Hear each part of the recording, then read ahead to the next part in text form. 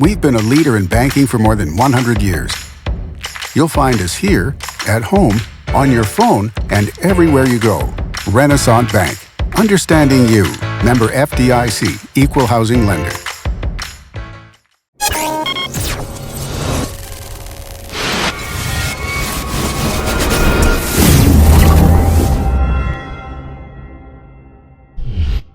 Sponsored by Renaissance Bank.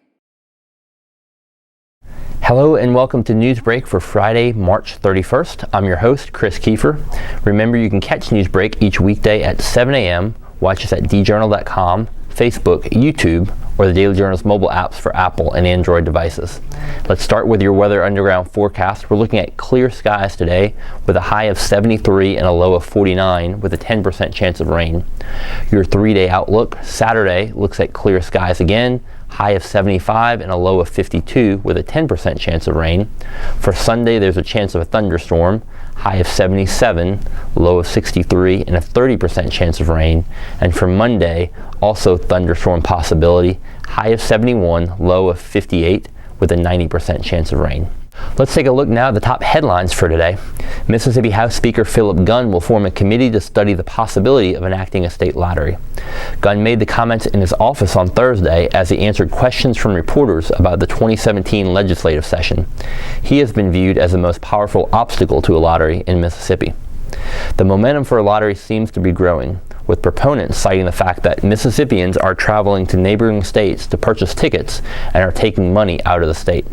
Gunn made it clear that he still has doubts about the benefits of a lottery in Mississippi. He said not as many people are leaving the state to purchase tickets as some believe. The speaker also said Thursday he would form a committee to look at ways to get more money for transportation needs.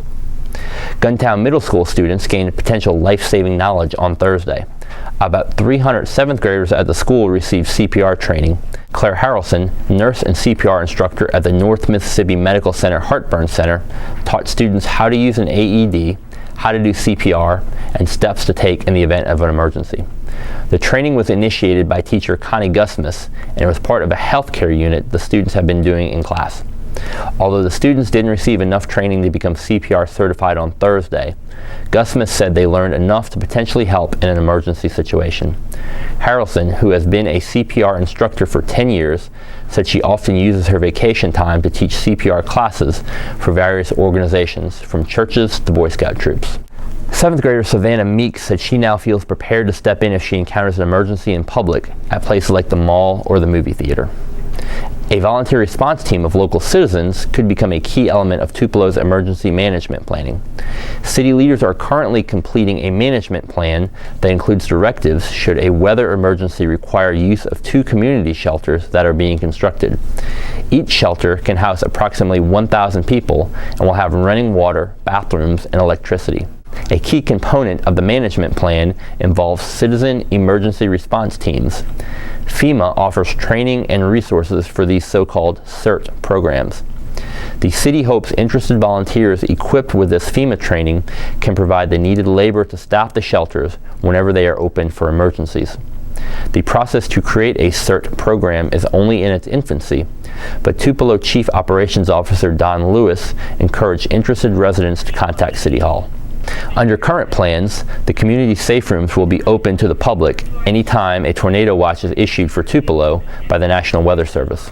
Once the shelters open, Lewis wants representatives from the citizen response teams in place at the shelters to keep a log of people entering them. And in sports, Mississippi State's women look to continue their postseason run tonight, but a very large obstacle stands in the way.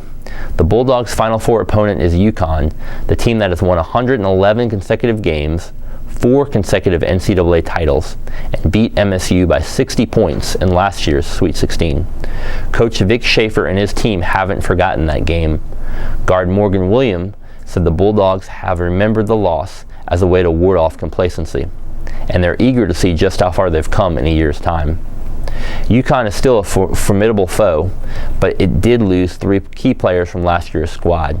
In fact, those players were the top 3 picks in the WNBA draft. UConn coach Gino Auriemma said he's impressed with how much the Bulldogs have improved offensively this season, and he added that his Huskies are not the same team as last year's squad.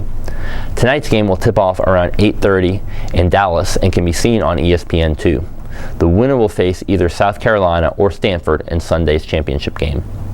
And that does it for Newsbreak today, but before we go, we want to remind you of some of the multimedia offerings we have here at the Daily Journal. The Memo is a news and entertainment podcast that comes out twice a week.